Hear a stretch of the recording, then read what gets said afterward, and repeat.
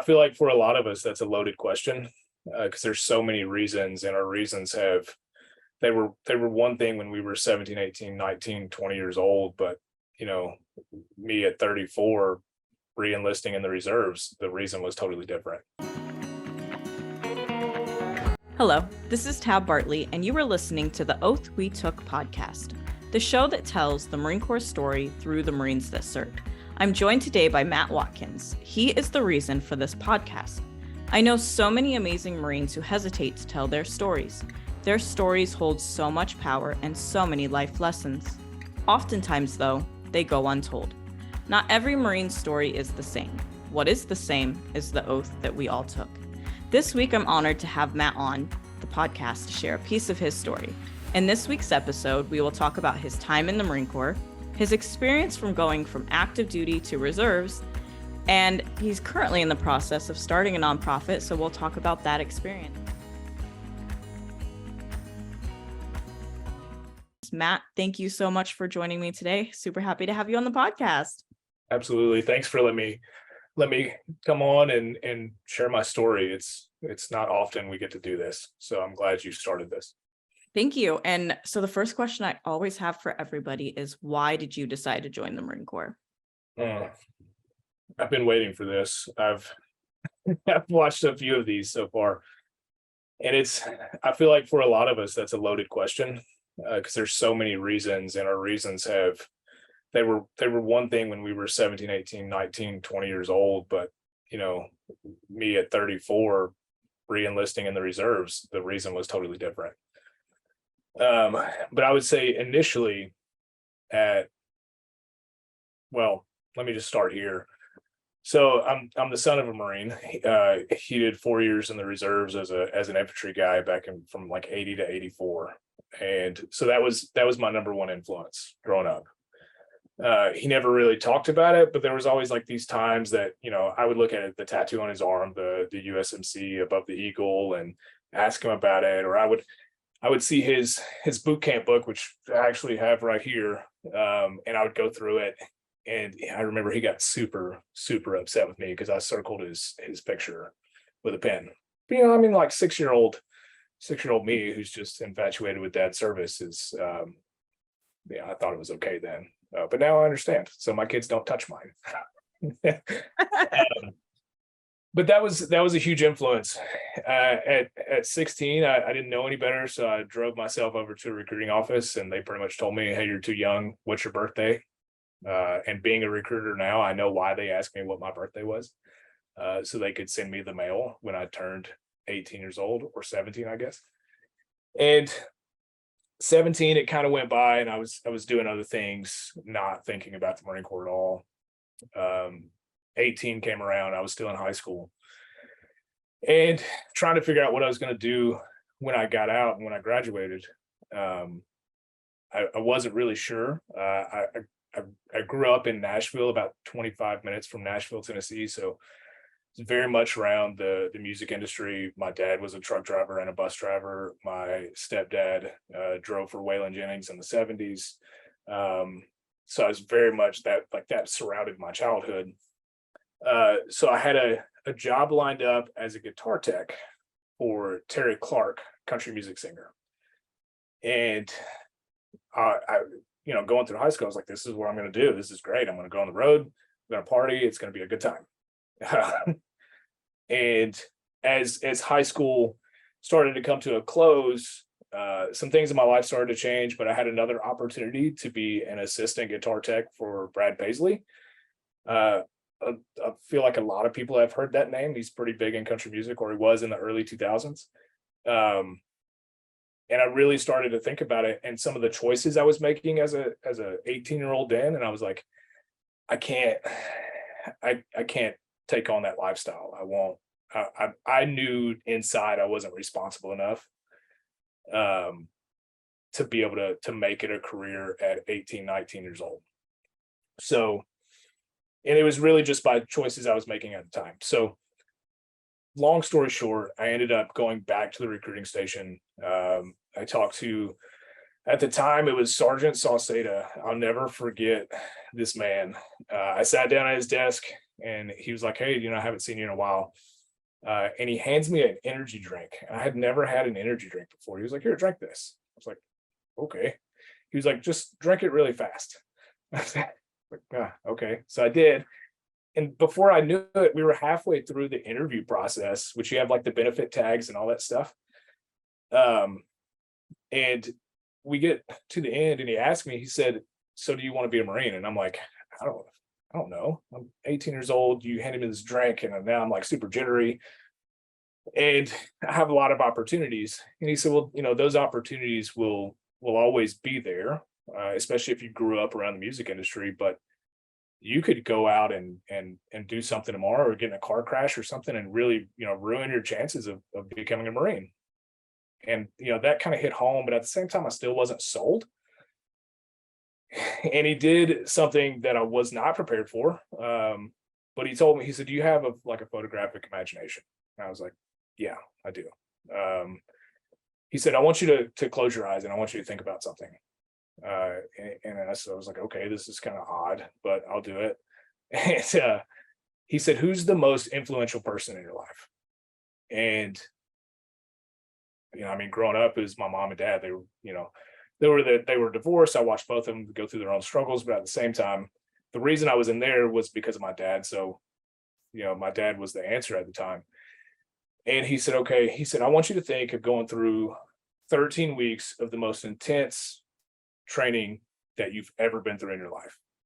Something that's extremely hard that hardly anybody is able to make it through, and less than 1% of the population decides to go do, right?" We've all heard, as a Marine, we've all heard that story. I was like, "Okay." And I'm sitting there with my eyes closed and I can still, like, the old crappy wooden desk that they had in this tiny little office. And he says, "I want you to think about, it's graduation day. You're standing there in your uniform and you look out into the crowd and you're trying to find your family. And you can spot your family, but you don't really see where your dad's at." I was like, "Okay." And then he said, "You hear the drill instructor say, when the drill instructors say dismissed or whatever they say, families go greet your new Marines, whatever." And you see that happens, and this crowd of people start coming through the parade deck, and you're looking for your family. And he said, "The first person you see is your brother," and he shakes your hand and gives you a hug and tells you he loves you. Then you see your mom and your sister and grandparents, so on and so forth. And he said, "But then in the back, waiting, you see your dad." And your dad comes up and he looks you, he said he's looking at you in the eye and he shakes your hand and he says, "Son, I'm proud of you." And when he did that and painted that picture for me, that's what sold me on, I can't wait to do this. I can't do all these things that I want to do thinking that this one dream that I've had since I was a 6, 7-year-old little boy and put it off to the side anymore. I have to make a decision and grow up. So I was like, "Yeah, sure, this is what I want to do. Right? Where do I sign?" And then it was funny because I think this is kind of getting off topic of like why you joined the Marine Corps. But I joined really because of my dad, and it was wanting to have a purpose in life. I had really good job opportunities, but there was no real purpose behind it.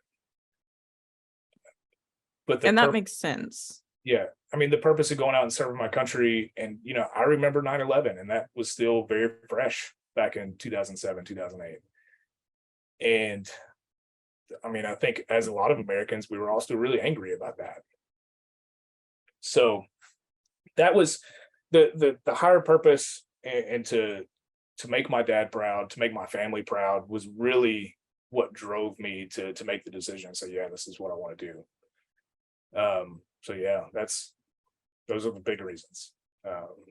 And what MOS did you choose? What did you go in as? Initially, Initially, yes. Initially. so like I said, wanted to make my dad proud, so I thought the right thing to do was do what he did. And that day I had actually, I told the recruiter, I was like, "I want to be, if I'm going to do this, I want to be exactly what my dad did. I want to do reserve infantry. I want to try to be in the same boot camp platoon," not knowing that that's not, you can't predict that. I said, but I want to follow in his footsteps. So I had signed my initial contract after MEPS, and all that good stuff for reserve infantry right down the road from my house. And to add to that, I went home, and so I didn't tell my dad I went to MEPS. I didn't tell him I swore in. I didn't tell him anything I was doing until after the fact. And I was working for him at the time. And I went home and I told him at dinner, and he just looked at me and he said some choice words, but his main was why? I thought you were going to talk to me about this first. And I was like, no, well, I didn't know that. I didn't know this was going to be the reaction. And he said, what are you going to do? And I said, I'm going to do exactly what you did. I'm going to be a reserve infantry guy. And he said, no, that you're not. I said, okay. And that was the end of it. And working with this man, he didn't speak to me for 3 days. 3 whole days. So I had to work with him and he didn't say a word. So at the time we were doing construction. And it was I remember it. It was day 3. And he sitting down at dinner, he said, are the recruiters still at the office? I was like, yeah. He said, cool. Get your shoes on. We're leaving. I was like, oh shit, here we go. So we got down to the office and we walked in and I introduced my dad to the recruiter, vice versa. And he looked at him and he said, what do you have my son doing? And he told him, he said, this is what he wanted to do. He wanted to be just like you. As a typical recruiter, he was trying to sell him. I get it. I've been in that seat. And he said, he's not doing that. He said, he's going to go active duty and he's going to do something else. So it changed. And now he was like, what do you want to do? And I said, well, do you have anything in aviation? Because I guess I can't go infantry. And I ended up getting an aviation contract and I became an F-18 engine mechanic. So all the airplanes behind me. And it was, to me, that was like second choice of what I wanted to do. It wasn't available in the reserves and I was too chicken shit to go active duty at the time, or at least have that as my own decision. So, and that stems from a whole nother story of being told that I couldn't, go down to Embry-Riddle and be an aviation engineer. So I proved them wrong too. So yeah, so that's aviation mechanic was my trade for, well, I guess it still is, going on 15 years now. So. And so you ended up going in active duty. Yes. That was May of 2008. I was supposed to leave in September. I ended up hitting my recruiter with my vehicle. I hit the Gov. Oh, I was like, yeah, no. What? He and our this interview is going totally left field. No, so we were going to a pool function, and we were about an hour away from where we were going, and there was a lot of police. So I was like, I'll drive. We were going down the interstate and somebody cut him off and slammed on their brakes because they saw a state trooper on the side of the road. And I may have been following a little too close. And anyway, I didn't have time to stop. So I slammed on the brakes. We hit the back of it was a Pontiac G6. It ran up on the trunk of the car and then slammed down and we rolled end over end. And it was me and 2 other pulleys in a single cab truck. And I got a nice little scar from it. I was the only one who got hurt. None of us had on seatbelts. Nobody got knocked out. Yeah, it was a really good time. So it flipped end over end and it slid. So it's funny that I wish I had the video still, but the state trooper had it on his dash cam. My truck slid past the state trooper's car, and as it was sliding, it kind of like spun to where we were now facing oncoming traffic, but it slid all the way to the shoulder of the road, from the left-hand side of the road to the shoulder of the road, on the roof. So we all climbed out, and at the time I smoked, and I was like, I really just want a cigarette because this is really intense, and adrenaline was pumping. And this guy runs up to me. I guess he saw it. He was like, you need to sit down. I was like, I'm not sitting down. He's like, no, you have a giant hole in your arm. You need to sit down. So I twisted my arm and looked at it, and I was like, oh my God, I need to sit down. And having been a recruiter, I bet your recruiter was just like, oh man. So I remember crawling out of my truck and looking up down the road, and he's in a dead sprint. Back to you guys. So one recruiter was in the Pontiac G6, and then the other one was in like a Dodge Caravan. And so mine was in a Dodge Caravan, and I just seen like sprinting to me, like to make sure everybody was okay. And everybody was fine. I mean, I didn't tear anything or break any bones. I literally just had like a giant laceration on my left arm. So, but that delayed you going to boot camp, obviously, because yeah. Well, so instead of leaving in September, I left in December, which if you've been to Parris Island in September, it's not warm. And it's not really cold, but it snowed that year. Yeah, that's actually, I went September. Yeah, September to December too. Yeah, that's when 9. Okay. Yeah. So I was there in December 9. and I graduated in March. Yeah. But I was supposed to go to September to December or January or whatever. Yeah. Yeah. So once you got into the fleet and you're doing your job, how was that experience? Was it, I guess, not everything you thought, because you thought you were going to be infantry and reserves. And so how was that experience? And how did your dad take that? Like, did your guys' relationship kind of get bumpy or better after that point? Oh yeah. I mean, the 3 days that he didn't talk to me was the worst. It was those 3 days. He got it all out then. And he and I have always been tight, like really, really tight. So I think it was just like the shock of, I'm the youngest too. So it was the shock of his youngest son, like making decisions on his own at 18 years old, even though I still lived under his roof. And, just, he wanted me to do more and be better than he was. And that was his words. And he said, I don't want you to be a reserve infantry guy. He said, it's difficult being reserves, and it's even more difficult being infantry. He said, so you'll hate it. You won't stay. And if you do it, you need to stay. So yeah, a relationship is great. But hitting the fleet was weird. So there was a huge backlog of students going through Pensacola, Florida. So I sat in Pensacola for 3 months before I hit my class date. Which was kind of cool because I'm 18, 19 years old in Pensacola, so I was having a great time. Went to California to Lemoore, which was not a great time. And I was there for 3 months. Not a great time. Weather and hot. And it's Lemoore.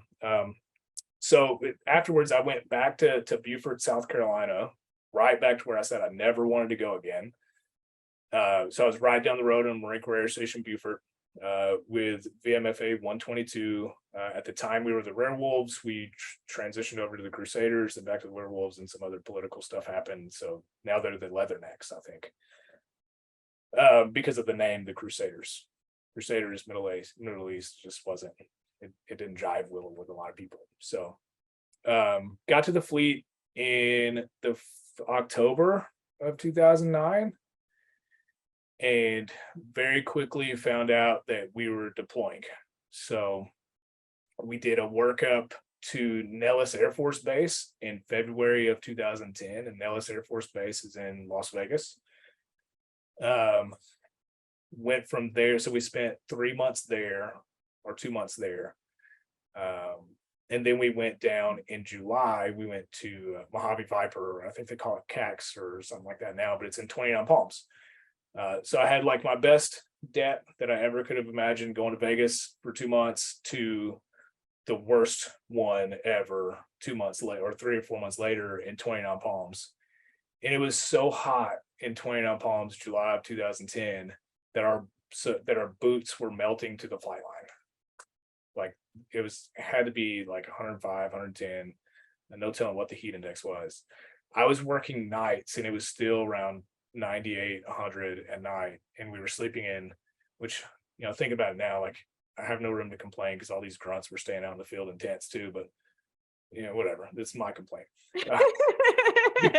We were staying in the GP tent, so like 20, 30 man tents on Camp Wilson, And we were sleeping, like, so we had to sleep during the daytime when it's 115 degrees in a vinyl tent with 30 dudes. It gets hot. So they hooked up an external AC unit for us. But the problem was when it would be so hot by the time it was about 9 or 9:30 in the morning that the AC unit would shut off. So inside the tent just became a sauna. So we would get off work at 7 in the morning and be at the tent by 8:30. So you get a good solid hour and a half worth of sleep. Yay. Yeah. Good times. And then November of 2010, it feels like we just woke up in Kandahar, Afghanistan. So it's what I wanted to do. I wanted to go on a combat deployment as quickly as possible. And it was not expecting it to happen that fast. And it may have been slow for some people who join, and you hear stories like they get out of ITB and they go straight to like CAX and then they deploy. But this is pretty fast for an air winger. Especially they did 2 back-to-back combat deployments. They went to Iraq in 2008 and turned around and go to Afghanistan in 2010. And the time in between of going to Afghanistan in 2010 and getting to the fleet in 2009, I won't name any names. Well, they're all out now, but it was a lot of hazing. Not like anything, like nobody was getting beat, but it was a lot of like belittling and things like that. And it really, some of it was unnecessary, but at the same time, I feel like a lot of it was, it helped us grow and it helped us become tighter because, like I said, nobody's getting beat. It was just like, hey, you effed up, so you're going to carry this 40-50 pound toolbox around you for the rest of the day. Because if we lose a tool in aviation and that tool's just so happens to be in around the engine, the pilot can't just pull over and get out of the jet. Like that plane falls out of the sky. So they called it was like borderline hazing, but training, right? So a lot of our generation says that they got trained a lot. It wasn't hazing, when in reality it was hazing. It molded us a lot. We all grew a lot tighter, but it also helped me as I grew in the Marine Corps to like say, hey, there's other ways to do this. Yeah, I had an infantry officer XO who would like the saying that he said, and he said this for the combat fitness challenges. So in that setting, I was like, okay, this is a great motivation. But he said, suffering builds the strongest bonds. And it doesn't mean that's the way we should lead. And now in the setting, it fit because it was combat fitness challenges, with like high schoolers and stuff. Like he wasn't talking about like what you're talking about, but still it just like rings so true because it does, like when you talk about how tight you guys were, and it's like, well, yeah, because you guys were all going through the same struggle together. I mean, one memory that stands out a lot is I remember we walked into the shop and a computer monitor came flying through the shop. And it's funny now to think about it, but at the time you're like, oh shit, what just happened? Yeah. And then all of a sudden I hear that we're both really good friends now. He's out and he's been out since after that Afghanistan deployment, but he was a corporal at the time, and he said, I told you to can run when you're coming in the shop. And we're like, okay. So we just turned around and walked back outside, and we're like, we're just not going to come back in for the rest of the night. It'll be okay. We just won't be here. Oh gosh. So what were some of the takeaways from that deployment, or maybe some of the like struggles, or just what do you like when you think about it, kind of what's the first thing that comes to mind? So I think at the time when you're going through those deployments, whether you're a grunt, admin, whatever, all the way up to air winger, who doesn't see, person to person combat. You're there to do a job. And you don't think about all the chaos that's going on around you. And it doesn't even seem like chaos because it becomes normal. So, but looking back on it, well, I guess 12, 13 years later, and I've talked to a few people about it. We had IDF attacks, indirect fire mortar, every 2 to 3 days. And it wasn't just like one, it was like 3, 4, 5. And it was never at like, the time when you're awake. It was always, we were working noon to midnight, midnight to noon shifts, which are the worst shifts, by the way. I was working a noon to midnight shift, and it'd always be like 3, 4 in the morning. Like right after you get from the gym, right as you fall asleep, you either hear the boom or you hear the alarm. And it's like, fuck, man, again? Really? So what's the takeaway? I don't, because we it was a lot. It was a lot that happened in the 8 months that we were there. Yeah, it's just I think a whole lot that I'm still dealing with that didn't really hit me until I transitioned off of active duty and I slowed down. Yeah, and I was actually going to ask that.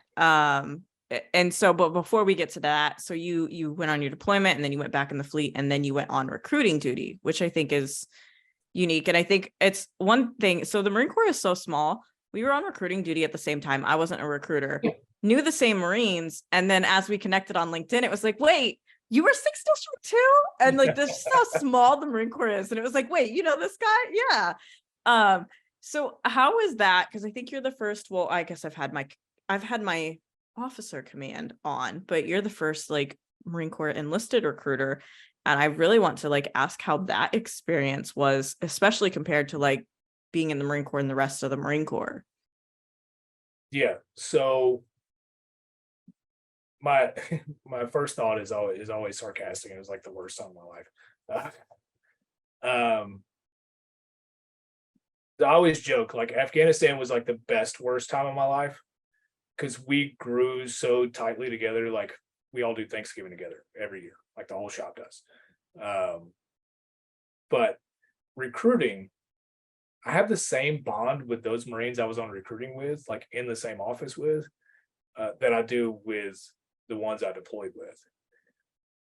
When I got to Nashville, so I recruited in my hometown. I just small world. My dad knew the recruiter instructor, the RI, and he was an acting sergeant major at the time. They knew each other. He was like, "Hey," I told my dad I was going recruiting. He was like, "You need to talk to so and so." I was like, "Okay, well, Dad, that's not how this works, but I'll try." So I talked to him. Got a by name request and all that good stuff, and I thought coming home was going to be the best decision ever to recruit. It was, but it wasn't. But anyway, so I came home, and the first year, 2015, I got here in April. We won Station of the Year that year. So I think everybody in the station got an AM. I was like, man, this is great. Like Fridays, we get up and we go play basketball together, and then we like dip out by noon. I got to continue making phone calls because I'm the new guy, but I'm still out of there by like 4 or 5 o'clock in the afternoon. But I was also the junior guy of a bunch of veteran recruiters who'd been there for 2+ years. And they were all rocking it too, pumping out like 3 to 4 contracts a month, like no problems at all. I picked up quickly. I didn't have to learn the area because I literally recruited out of the same station, the same sector that my recruiter recruited out of. I had the same cell phone number. That's crazy. Insane. And it gets a little more crazy too.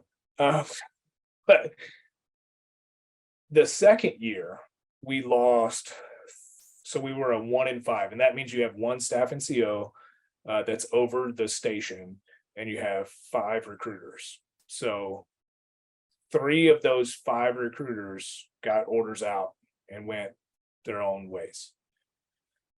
Shortly after, my buddy left, who was in the office with me. I was in a PCS. I was in the small station. And he got out. And that's a whole nother story on how that happened, because he was trying to be an 8412. He had 5 kids at the time. He was like, I can't deploy. He was a grunt. They were trying to send him on deployment. Anyway, so he was just like, screw this, I'm out. I sat in the PCS by myself for what felt like forever. It was probably like 3 months. I was the veteran recruiter, and I had all these 3 other junior recruiters that were there, and I was writing average 2 to 3 contracts a month, which was at the time, I think the average was like 2. And they were like struggling with 1. So we went from like top of the totem pole to, we weren't the worst station, but we went to damn near the bottom. And to see the atmosphere change, the command's atmosphere change to how they treated us, It's, And um, and I think the thing that people don't realize too, like even in the Marine Corps who have never been on recruiting duty, the amount of time, like when you're talking contracts, like that's time at schools, that's time on the phone, that's time in the office interviewing people, that's time doing their packages. That's like, I think like, I don't know what the average was, but I think like even in Columbia, the average was like 120-hour work week for the recruiters. Like yeah, that was normal. I was getting there at 7 in the morning on Mondays, not leaving until, or not getting home, I should say. And I lived 25 minutes away from the office until 2200. And then it's every Saturday, every Sunday. Saturdays were half days. Half day to what average are we talking about here? They were still 8 to 10 hour days. Sundays was package prep and get everybody to MEP. So you're getting there at 1500, 3 o'clock, and you're not like, you get them finally when you get them to MEPS after doing all their paperwork, it's like 10, 11 o'clock at night. And for me, I was fortunate to be close to headquarters and close to MEPS, but from MEPS, or the hotel, I should say, from hotel to the office to drop off the gov to my house was an hour and 15 minutes one way. Which again, I'm super fortunate because some people were like, no, I had to like take a plane to go to the hotel. Like especially when you start getting to like North Dakota, South Dakota, those areas, their scheduling abilities are way better than anybody I've ever met. But yeah, so it was easily, 100 plus hour, 120 plus hour weeks. I was super smart, and my wife and I decided to have our first kid in the middle of recruiting in 2016. Oh my gosh. And even because I'm such more of a genius, I decided to start school with a newborn and recruiting. She's probably still mad at you about that. Yeah. So there were multiple nights or mornings, I should say, that I would wake up with my head in my kitchen table and look up at my computer at an Excel spreadsheet doing statistics. It was miserable. But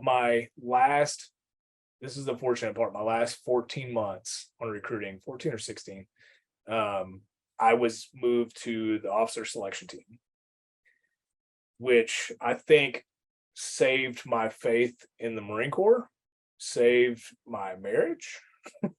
Good. And it saved lives, saved my well-being, because I went from working 100 plus hours a week to the captain that I worked for, who's amazing. He was like, you don't have to be here at 7, 8 o'clock. You can show up at 9. And I was like, I can't. No, I can't. I have to be here early.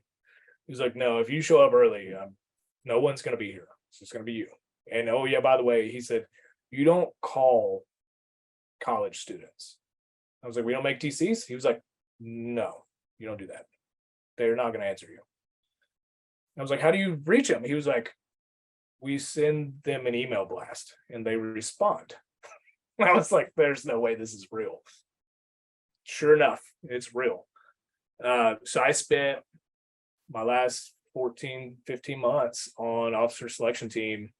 The drive was a little bit further to the office, and I spent probably every other week I was at the University of Tennessee in Knoxville, which is about 3 hours from my house. But if you think I'm going out there every other week and it's $1,200-$1,500 in per diem, I was making double my paycheck. So it sucked to be away from home and from my wife and a newborn for a week at a time, but it paid off. And I bet it felt more because it was more scheduled and more like just more like of a rhythm than what like on the other flip side of it. The leadership change. So I know more than likely the Mass Sergeant that was my staff and COIC at the RS is going to read this or watch this. His leadership style was great, but we were all in enlisted recruiting. He was so stressed out, his hair was falling out, like in patches. When I got to the officer selection team, and my RS staff and COIC is the one who sent me over there. That leadership style from that young captain, I say young, he and I are the same age. He was like, look, get here at 9, send out some emails, check out the PPCs, the ones who go on and request information online, and go to the gym. I was like, go to the gym? What are you talking about? I don't have time for this. He said, go to the gym for an hour, go to lunch, 30, 45 minutes, then come back. He said, you'll work for an hour when you get back and then go home because I don't need you here. And I'm going home too. So there's no reason for you to be here by yourself. So that was weird. And then funny enough, like 4 months of being at the officer selection team, my RS staff and COIC came over to be the 8412, the career recruiter for the officer selection team. And all his hair was growing back and he was happier and it was great. Hey, look, with that for wanting to be a career recruiter, I give him a hard time all the time. He's at McCrick now, so he's a Mass Sergeant at McCrick.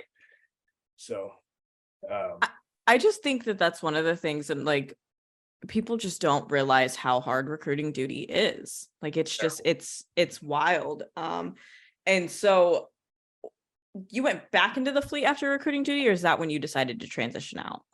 No. I actually was super excited to get back to the fleet. So excited. I was like, cool, I get my duty station of choice because I had a successful tour of recruiting duty.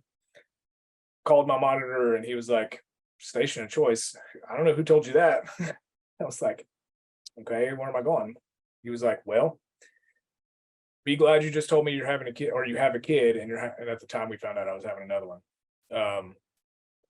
My second son. And he was like, because I was getting ready to cut you orders to Japan. I was like, okay. I mean, I wouldn't mind that. My wife would probably hate it. But anyway, it's like, yeah, I can't do Japan. I was like, oh, he was like, what do you want to do? I was like, I want to go back to South Carolina where I know everybody and it's like, try to do this. He was like, no, there's no place. And at the time I got promoted to staff sergeant in 2017. And he was like, there's no room for staff and COs in South Carolina. I was like, okay, where can I go? And he was like, I can send you to Dallas to the reserve squadron. And I'd always heard terrible things about them. I was like, no, I don't want to do that. Where else can I go? And he was like, Miramar, California. And I was like, can I not go to Beaufort? Can I not go back to South Carolina where I know? And he said, no, you can either go to Dallas, California, or Japan. And I was like, damn, okay. And I asked another question that I will leave out. But he said, okay, well, I'll send you to California. I said, okay, cool. And I went and told my wife, we had just found out that we were having our second son, right? She cried. It's because she was going to be, however many miles away it is from her parents. And like, we didn't know anybody pregnant and yeah. No help. So we got orders and in the shortly after I received the orders, I got an email saying, hey, the squadron you're going to is slated for UDP to go to Japan in September. So you were going to go anyway. Yeah, to go to Japan in I guess it was 2018. Yeah, my son was born in 2018. So my son was born, we moved out to California. My son was born June 29th and I deployed September 8th. So 2-year-old, 2-month-old. And I'm like, hey babe, I gotta go. And you just moved there so she doesn't know anybody on top of that. So she quickly packed up the house and moved back home during deployment, which is fair. I understand. Yeah. But yeah. And on that deployment, we were stuck. I say stuck in Guam. I was stuck in Guam for 3 months, 3 or 4 months, from September to December. And I came back home in March. But on that deployment, I was like, I don't know if I can be away from my kids. What am I gonna do? Like, how can I do this? Is it being away from my kids or is it being closer to home? I don't know, but there was a whole lot of stress, right? So got back from deployment and I started requesting to go back to Beaufort, South Carolina, just so my wife could have some stress relief and be closer to home. And we kept getting denied. It's like, no, stop asking. Okay. So yeah, that was that's what happened there. And then so much, like, we were trying to get back to South Carolina so much. It was like 2 months after, probably 4 or 5 months after we got back from that UDP, that I found a East Coast squadron that was going on UDP. I was like, I will volunteer for that deployment if I can go back to South Carolina. And they were like, no, we appreciate your willingness to deploy, but no. Like, Matt. okay. So yeah. So that's, at that point, this was still prior to COVID. But yeah, that it was like slowly trying to figure out, like, am I going to stay in the Marine Corps? Am I going to get out? What am I going to do? So yeah. So was that the driving force for deciding to get out? No, because I was still like, I've got, what, at the time it was like 11, 12 years in. I was like, I'm past the turning point. I feel dumb if I get out, right? So yeah. We came home for Christmas. No, let's back up. So 2019, getting ready for Christmas to roll around, we were sundowning a squadron. So that squadron was getting shut down to reopen as a new squadron for the F-35s. And that was probably the most depressing time that I've ever had in the Marine Corps, amid Afghanistan deployment recruiting, because everybody I worked with through the deployment with is now getting orders elsewhere, and Staff Sergeant Watkins is stuck, and nobody's there. There's like 6 of us, 6 or 8 of us, and now we don't have jets, so there's like no purpose to coming to work. So it's like, what do we do? We were getting ready to come home for Christmas leave, and my maintenance chief, Mass Sergeant, called me in his office. He was like, hey Watkins, come here. And there's like nobody else around, so I walk into his office. I was like, what's up, Top? And he said, hey, big dog, you're going to 323, and they're going on the last cruise for the Enterprise, or not the Enterprise, but the last cruise for the Marine Corps, being on this boat. And you guys are, or the Nimitz is what it was. You guys are going in March. And I'm like, what? It's like, prior to this, we gave a list of like where we wanted to go. And I was like, 323 was at the bottom of my list. He was like, no, you'll be a good fit. We're going on the boat. I know you said you wanted to deploy. And I was like, damn it. That bit me in the ass. And at the time, there was some stuff going on in the Middle East. This was still prior to COVID, right? I can't remember what it was, but something happened, and it had sparked some interest for deployment in the Middle East. And I was like, you know what? I got to figure out a way out of this, but I'm going on Christmas vacation. I'll be back. This would have been my 5th deployment plus recruiting duty in 12 years. It's not a lot, but it's a lot. Yeah. And I come back from Christmas and I go ask the question. I'm like, hey, there's a training squadron like 4 hangars down. Is there nobody over there who's like itching to go on deployment? And everybody's like, no, there's nobody over there. So I'm like, I just don't believe it.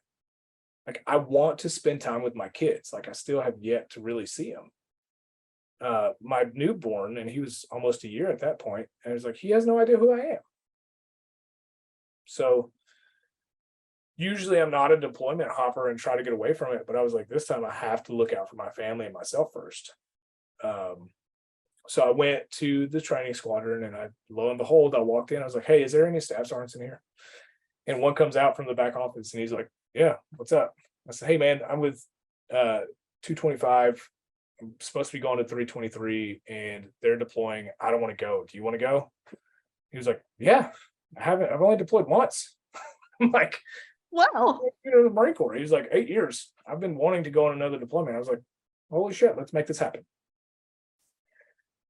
So after some struggle with some E8s and E9s, because they didn't like it, we were able to switch. He deployed. They were overstaffed for my MOS with staff and COs. And I went to the training squadron, which was the biggest relief that I've had in the Marine Corps, even though I felt like I had let everybody down because I like dipped out on a deployment. But I ended up taking over a shop that had 55 Marines, 50 something contractors. I had a huge role and a huge responsibility. I was the only staff and CO. It was a lot of work, but I feel like that was the stepping stones to get me to where I am.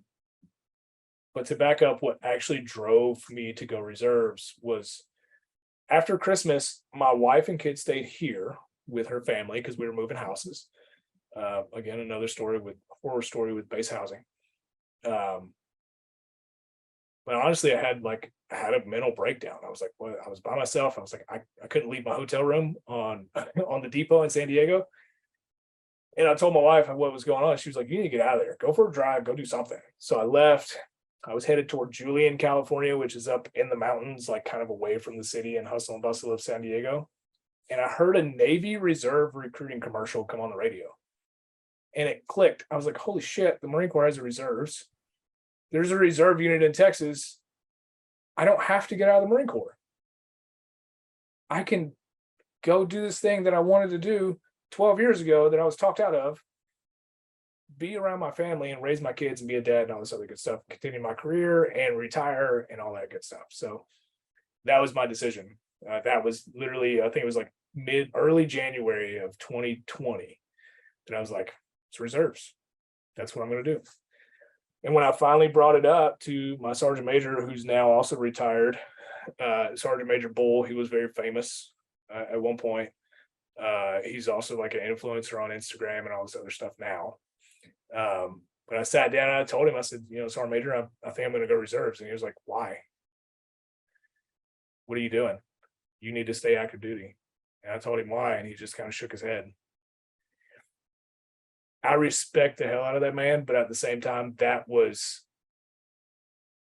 why so many Marines, I feel like in those situations, they feel like they are letting people down when they make a decision that's going to better themselves and their families. Yeah, because at some point you're going to break. Like at some point, the family just can't do it anymore. I mean, that's the reality of it. Now, maybe it's 20 years for some people. Maybe it's, not. But at some point, the Marine Corps can't come first.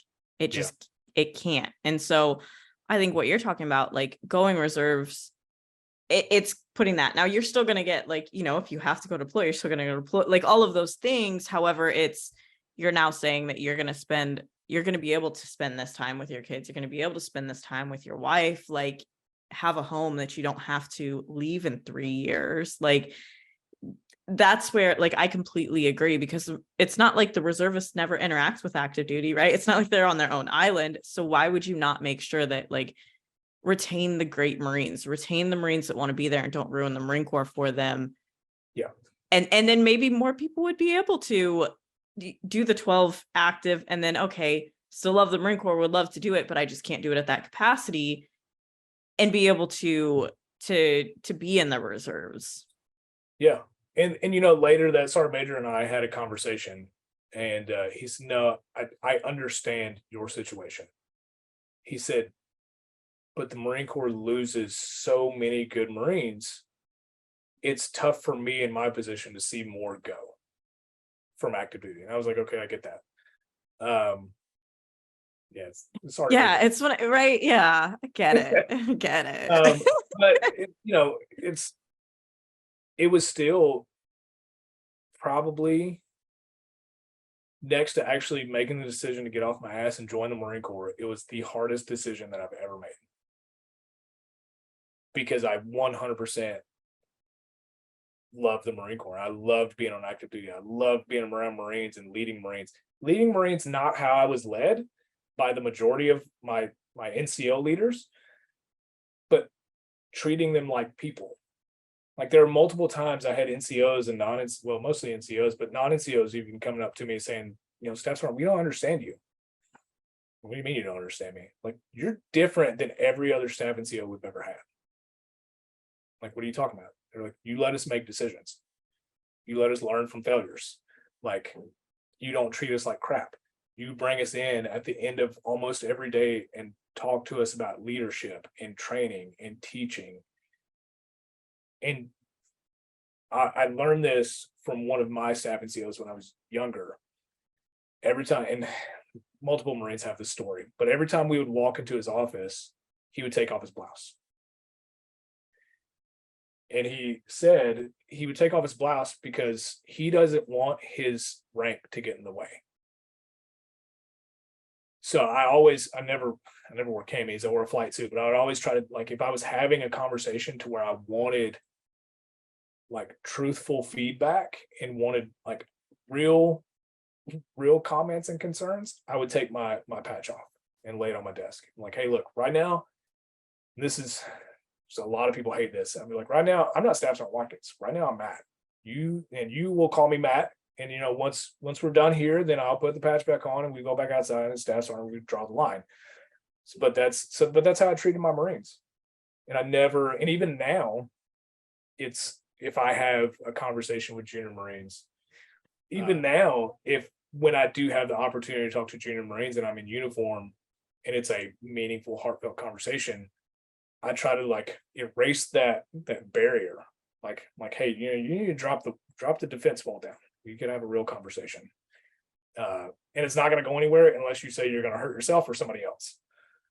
At that point, obviously I got to do what I got to do. But yeah, it was a hard decision. It sucked, and it still sucks. Almost, what is it? A year and a half later, after leaving active duty for I won't say forever because that it could change, but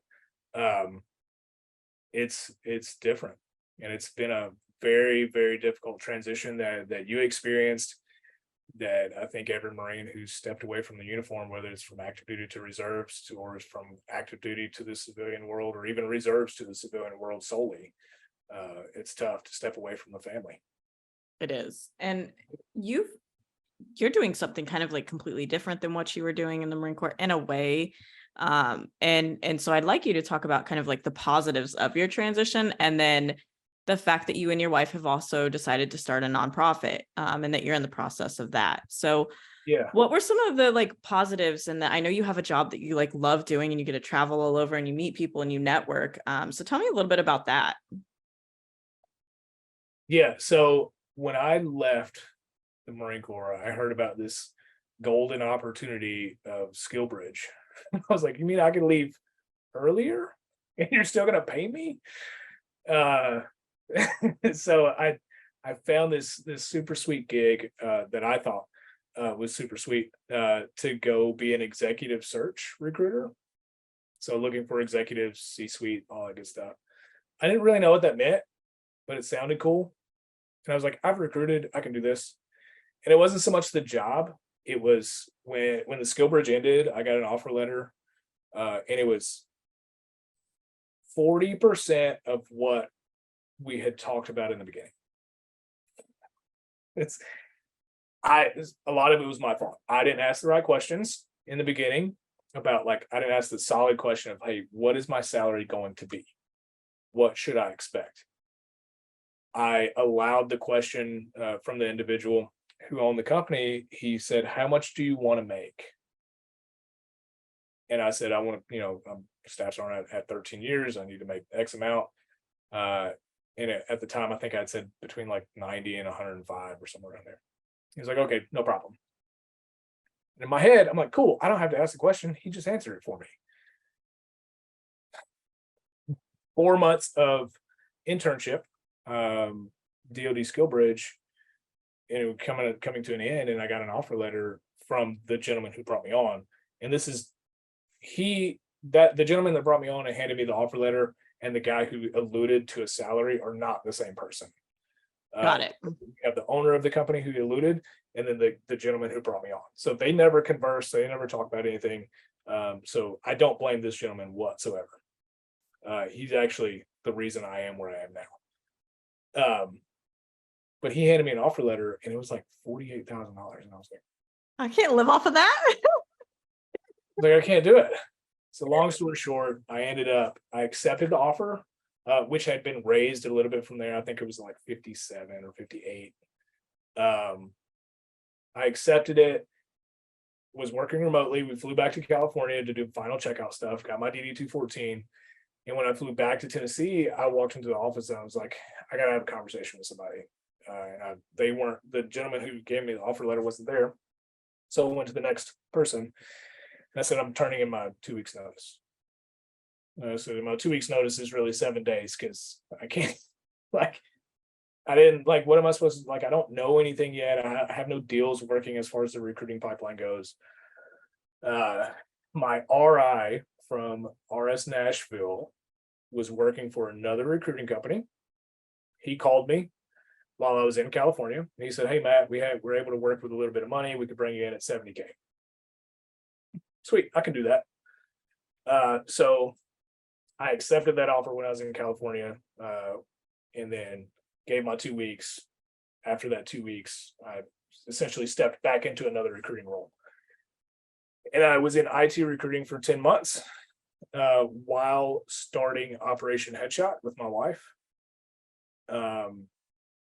Operation Headshot, it started out as my wife and I were like, we have to do something, because even though my situation wasn't the worst case scenario, it was still pretty impactful. And we were like, we have to do something, right? What can we do? And my wife had been in professional photography for 5 years, 4 years, I guess. And she said, I could give them headshots, free headshots. I was like, that's a great idea. How are we going to get everybody together? We're not going to throw a party and people are just going to show up, right? Well, being in the recruiting world, I learned about networking events. Something that doesn't happen in the military. So weird, right? Nobody networks. What? Not at the level of the majority of the troops. Nobody does that. Maybe senior officers and senior enlisted, but they're all the same. They're such a small community, they're friends anyway. Most of them. So anyway, it was we could host a networking event, provide professional headshots in the middle of the event, and we could try to see where it goes from there. And the idea came up, and it was I was driving back and forth to work 35 minutes each way, and I was just, wheels were turning every time. It's what am I going to call it? And it was just well, we're doing headshots. How can we tie this to the military? So Operation Headshot. Yeah. And it just kind of evolved from there. While I was working in a recruiting job, so I was talking to tons of people every day anyway, from businesses to actual people who are looking for jobs. And I'm like, okay, I'm learning resumes, I'm learning civilian resumes, IT resumes, HR resumes, and the difference between all of them and what they need to get a job. So I'm constantly, this whole time I'm working at this place, I'm trying to build my portfolio and my knowledge around how to be successful in this world that I'm new in. And we held our first networking event August 20th of last year. And I was doing everything that I could do. I was making videos before going into the gym, trying to get all the social media stuff and hashtagging everything and posting it everywhere. I was meeting with 10 people a week that were just connections, from military connections to managers, to hiring managers, to VPs, while working my recruiting job. And they went hand in hand. So I'm talking to our clients that we had about the recruiting business that we were in. And oh, by the way, I also am doing this thing that's called Operation Headshot, trying to help vets. Would love for you to show up. Right. So I didn't know anything. We held our first event August 20th, 2022. It was on a Saturday. You don't hold networking events on Saturday. It was in the middle of the thing. It was 2:00 in the afternoon. You don't do that. I was fortunate to have the space donated so I didn't have to pay for that. I had Mission Barbecue, which is a chain. Yep. Southeast. Yeah, we have it here too. Yeah, they're They amazing. donated a ton of food. By the way, you don't have that kind of food at a networking event because it's too heavy and people sit down. I ain't got time for that. We chose not to have alcohol at the event.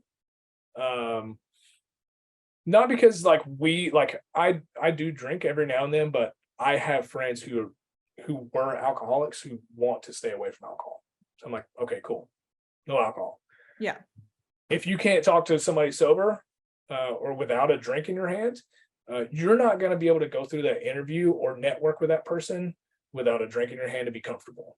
So there's a lot of different reasons behind it, but we just don't do it. So the event, I think we had 35 people show up, which is pretty good for a first event for a no-name company from a no-name person. Yeah. Yeah. It was like half networking. This is so dumb. This is like half networking event, half seminar. I had no idea what I was doing. One of my friends is a special ops Air Force guy. He's a therapist now. He talked about PTSD and suicide awareness at the end. And afterwards was like, okay, cool, this is done. Everybody leaves, and this sailor comes up to us and he pulls me and Ken aside. And Ken is my director of mental health services. He's the one who gave the speech, and he said, "Can I talk to you guys privately?" I'm like, "Yeah, sure." So he pulled us to the side. He said, "I wasn't going to be here today. I was planning on other things, had a lot of things on my plate, a lot of business to take care of. But something told me when I woke up that I had to be here." He said, "So I told my wife, I said, hey, I'm going to drop you and the kids off at your parents' house. I'm going to this thing. I don't know why, but I feel like I need to be there." And he looked at us and he said, "If it weren't for you guys, I was not going to be here next week." And I kind of I've experienced suicide in the Marine Corps, right? One of my Lance Corps or PFCs committed suicide in 2020, September. He had been in the fleet for 2 months. Whole other situation. But when he said that to me, to something that because of something that I put together, because I was passionate about, because of something that happened to me, he's still here on this earth to this day because of an event that I put on, because of a speech that somebody gave about PTSD and suicide awareness. We hear it all the time in the military. Those conversations happen all the time. There's like quarterly training. You sit down, you have to click through this stupid thing, and then you hear it. So it's like, okay, cool. And now they do like group talk, and it's guided discussion with your staff and CO.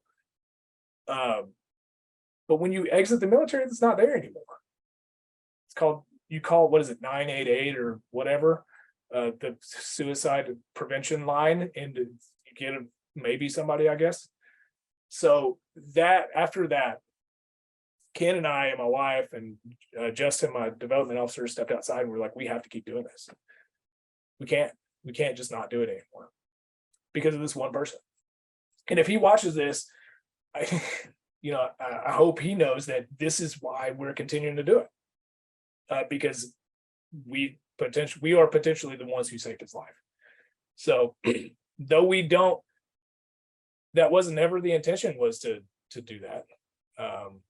But because something was said and somebody actually cared about giving back to the community, the military community, that kept him here. So we weren't, after that, we weren't really looking to make it a nonprofit. It was just going to be a networking event that was hosted a few times a year. But then I was thinking, I don't know how I can't afford this. I can't make it free every time. And, who's going to pay for a ticket to an event that they don't know anything about? From a person they don't even know who I am. It's not like I have a huge social media following. I still don't. So after a lot of conversation with a lot of people, from family to business acquaintances to people who run nonprofits and people who hate nonprofits, and a lot of reading, it was like, am I going to make this a for-profit business and sell tickets? And I was like, I can't do that as veterans. I'm not charging them shit. Like they will not pay for my services. My wife and I sat down. It's like, we need to do it. We're like, if we're going to do this, it needs to be free. And the only way we can do that is it's not like we're come from a trust fund. It's no offense to anybody with a trust fund. We can be friends though. You can donate to our great mission. You can donate. But we were like, the only way that we're going to be able to fund this is by making it a nonprofit. So February of this year, we brought in Justin, who's my chief development officer. He's a Fallujah vet from 04, 05, reserve infantry guy. Paul, which is our chief legal officer, he is not a military lawyer, but he is a practicing lawyer in Williamson County, Tennessee, and he's a major in the Tennessee National Guard. Nicole Bogdan, who is our South Carolina events coordinator. She's one of my best friends that I deployed to Afghanistan with. It's his wife.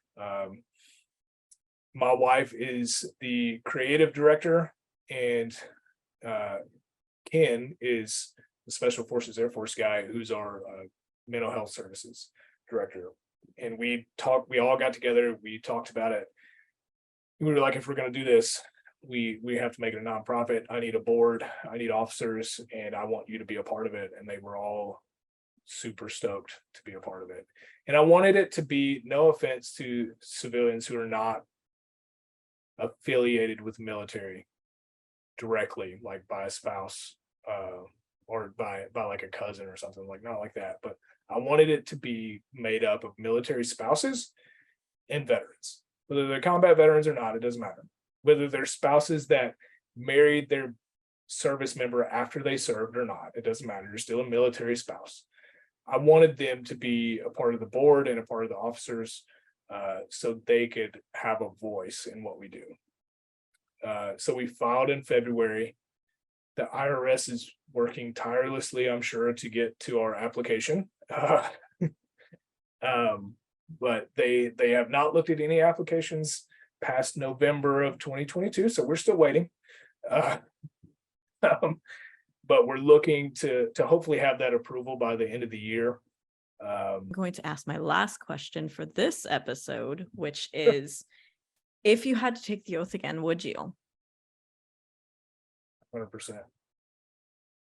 I think every decision that I've made along the way has put me where I am to do what I'm doing. Biggest reason I joined was to make my family proud. I think I did that. They said it once or twice a long time ago. Yes.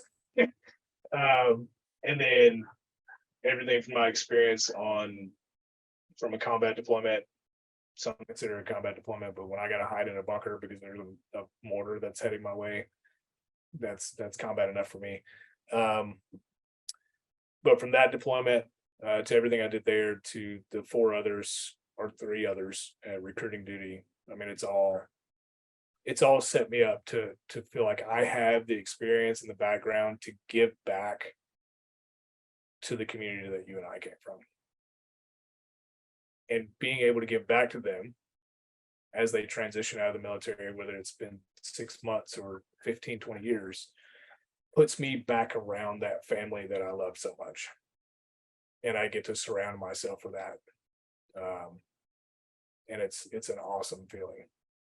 So yeah, I wouldn't change anything. There's like little decisions I would change, but nothing that, like, as ever Marine, I was like, I would have tried out for MARSOC, but I didn't do that. Mostly because my wife told me no, but that's, but yeah, like, yeah, nothing major would have changed. So even going reserves, it's a different world. This is the Oath We Took podcast, and you just heard a piece of Matt's story. You now know one more Marine and one more piece of Marine Corps history. His sacrifices matter. His stories matter. Not every Marine story is the same. We didn't all join the military for the same reason. What is the same is the oath that we all took. An oath that easily could have ended in death, and for some, it did. So listeners, instead of asking you to thank a Marine for their service, I am going to challenge you to continue to listen to their stories instead.